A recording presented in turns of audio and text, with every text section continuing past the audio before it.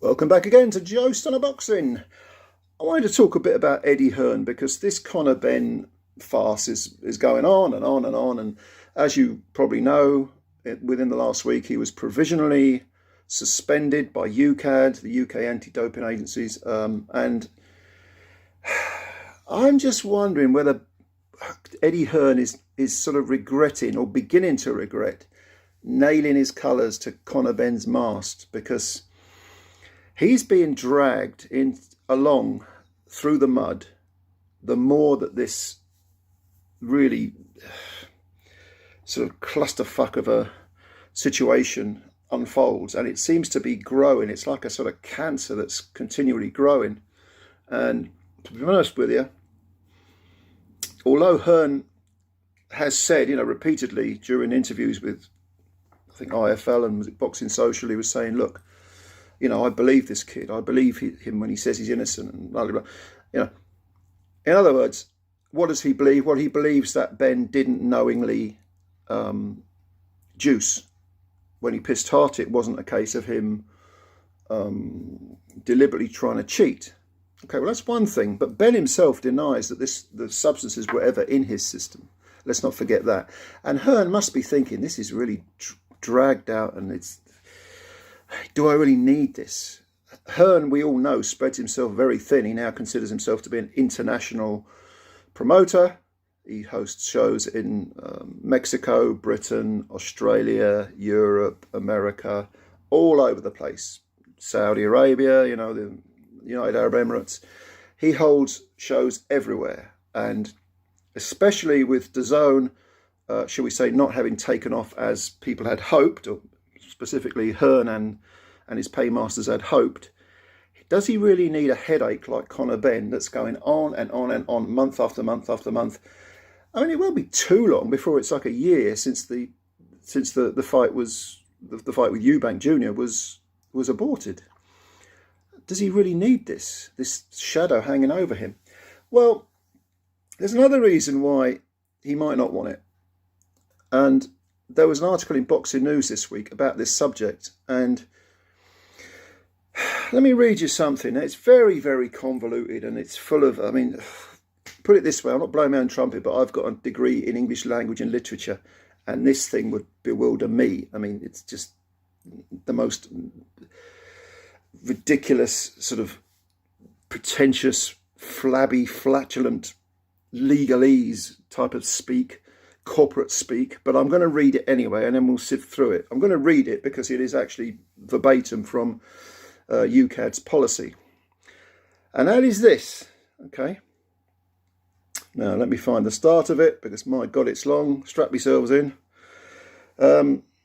While serving a period of ineligibility or provisional suspension, an athlete or other person may not participate in any capacity or assist any athlete participating in any capacity in a competition, event or other activity other than authorised anti-doping education or rehabilitation programmes organised, convened, authorised or recognised by A, the national governing body, or by any body that is a member or affiliated to or licensed by the national governing body, or B, any signatory, C, any club or other body that is a member of or affiliated to or licensed by a signatory or a signatory's member organisation, D, any professional league or any international or national level event organisation, or E, any elite or national level sporting activity funded by a governmental agency.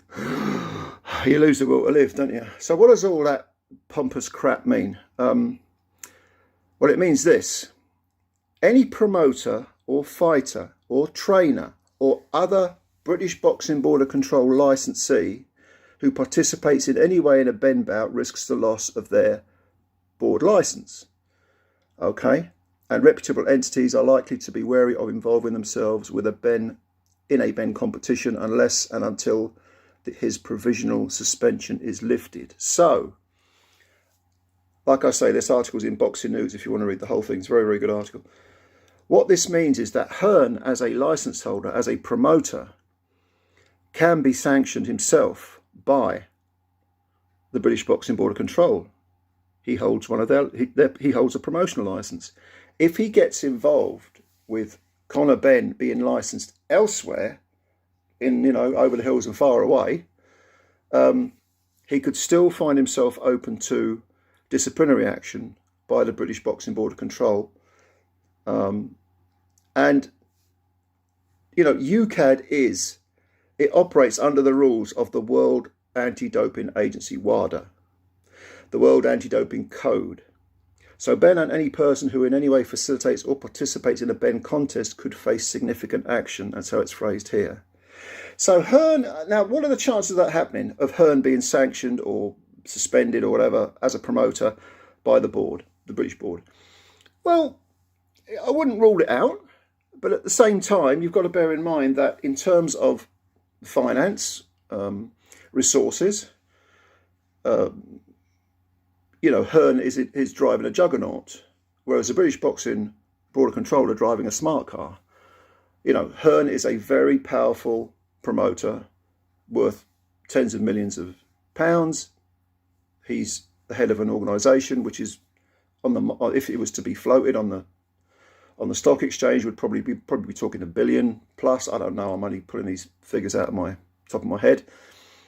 He's got DAZN behind him, so he is an absolute behemoth in terms of power and what he can and can't do. Whereas the British Boxing Board of Control are minuscule compared to the might and the weight of Hearn and his resources and people backing him. Having said that, because UKAD is affiliated with WADA, it's perfectly possible that we're not just talking about the Board of Control and UKAD being very closely affiliated with the British Boxing Board of Control. We're talking about something that's far more far-reaching, that goes off into America, into other territories, and has some sort of influence, and could, theoretically, put the mockers, or at least make it difficult for Hearn to put on shows, to run reputable doping tests. And I'm not saying that Hearn won't be able to find somewhere who could give Connor Benn a license. That is perfectly feasible. Luxembourg, maybe the BUI, the Irish organisation. There are maybe even one or two US territories, probably in the deep south. He could probably put on shows there and get a license for Connor. Certainly the United Arab Emirates, that's another possibility. But when does it become a case of his reputation being in shreds and damaging the rest of his business because he's doing those things? When does it actually have an adverse effect on the rest of his business? Because Connor Benn is only one fighter, and yes, Hearn may believe in him, but Connor Benn, although he was making strides in Britain, if you go to America, he's not very well known at all. Most people, most American fight fans go, oh yeah, the British guy, the son of Nigel Benn, yeah, okay, whatever. They're not gonna. They don't take Connor Benn as he's not Boots Ennis. They weren't viewing him as a future superstar, as someone who transcended the sport. And if this albatross hanging around Hearn's neck begins to really weigh him down to the point where it's affecting the rest of his business, is he going to start regretting sort of going balls to the wall and defending Benn at every opportunity?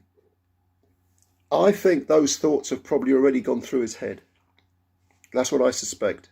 I'm only surmising, but when you consider that Hearn is about money, he's always been about, his father was about money. How much money do you make? He's a salesman. If he's not making money, he's not happy. He considers it a failure. Once the Connor Benn, what's the opposite of a gravy train? Shit train. Once that starts to impact on the rest of his business interests, he's got to be like, I don't need this. I don't need this anymore. This is too much. Yeah, I like the kid. Yeah, I want to support him, but I'm going too far here. It's having too much of a detrimental effect on me, my business, my other fighters, maybe DAZN. you know, they're all going to start to think, no, this has got to come to an end now. Cut the strings, cut him loose. Food for thought, I think. So, leave your comments below. What do you think about this? What do you think about Hearn? Do you think he's going to stick by Benn indefinitely? No, come hell or high water, no matter what? Do you think he's going to do that? Maybe you do. If so, leave your comments below. Obviously, if you're new to the channel, you could subscribe. That would be fantastic too. And like the video as well. I'm eager to look at your comments. I always like reading them. And yeah, I'll leave a few replies. And until then, we'll speak again soon. You take care of yourselves. We've got the weekend coming up. Bit of boxing on as well. Look out for some more vids. Spread the word about Joe Stunner Boxing. And as always, of course, take care of yourselves. Bye for now.